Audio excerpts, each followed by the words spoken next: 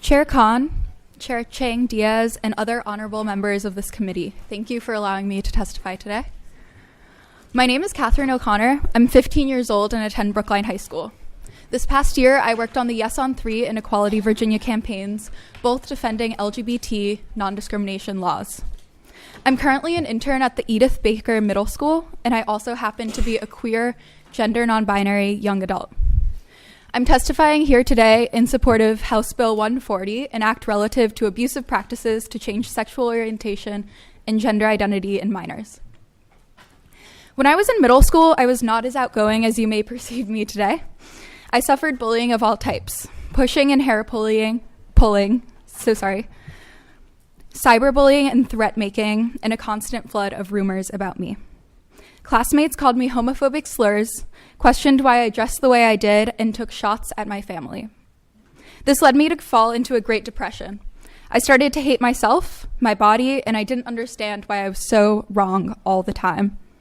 I developed negative coping habits, such as self-harm and a poor relationship with food and sleep. I skipped school a lot and stayed in my room, failing all of my classes. Finally, my family brought me to therapy.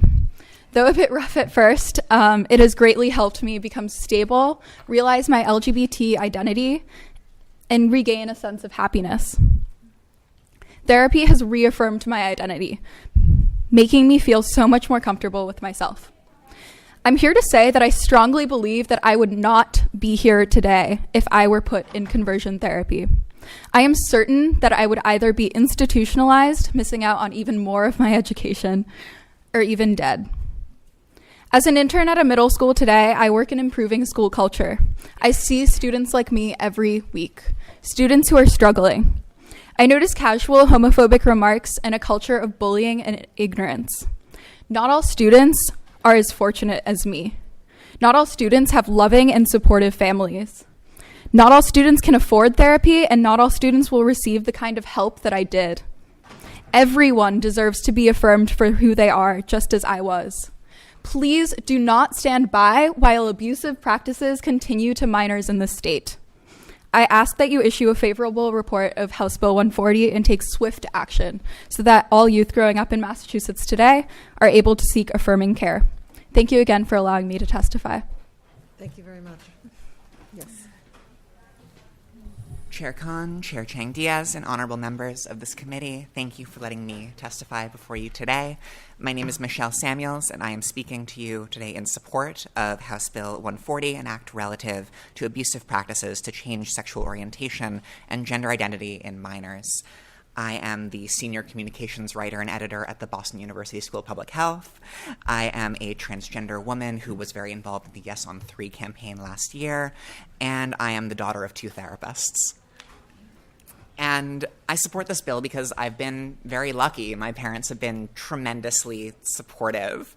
And because they are a psychologist and a marriage and family therapist who was on the New Hampshire Board of Mental Health for many years, that support has also meant to me an additional message. It has meant that I'm not sick, that my sexual orientation and gender identity do not constitute a mental illness. In short, that there is nothing wrong with me. But that is not the only message that I have received, because we all live in a world where transgender women are constantly depicted as sick, as deluded, as dangerous, as disgusting. And I was not immune to that message. I was not able to feel pride in being a transgender woman until I worked on the Yes on 3 campaign and got to know some incredible queer and trans young people. Many of whom came out or began to understand themselves in the time that I have known them. And I've felt so proud of them. And that has allowed me to feel proud of myself.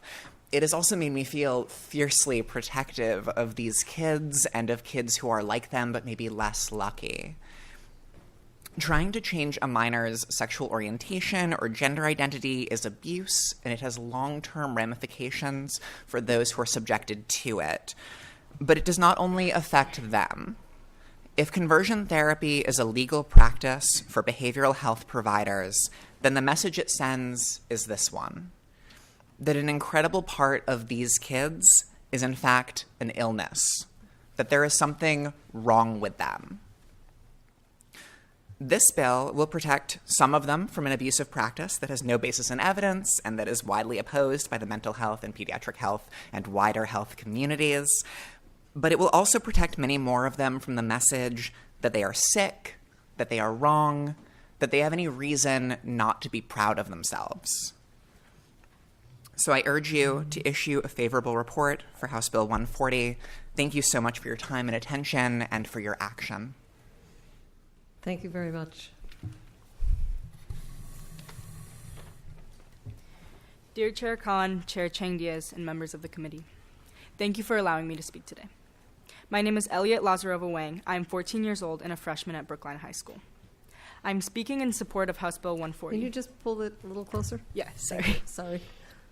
An act relative to abusive practices to change sexual orientation and gender identity in minors. Thank you for letting me testify in support of this bill. Keeping children safe and making us feel welcomed and accepted into society should be a norm, and passing this bill would allow abusive and inhumane practices of conversion therapy to be banned, letting kids feel safe and secure in their own identity without worrying about the backlash and abuse that they could face when coming out.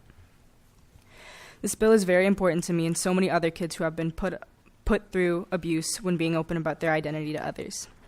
While visiting my family in Bulgaria, I've had people be violent to me because of who I am, having rocks and fireworks thrown at me and into my yard, in addition to being shot at with BB guns. I was not able to feel safe in that country, let alone feel safe in my own house there. Being able to come back home to safety is what I always expect of the United States, especially Massachusetts, a state where we pride ourselves in equality and acceptance of others and their differences. Still having these brutal ways of trying to change a part of someone's identity in the state is painful to hear about, especially as it has not been banned yet.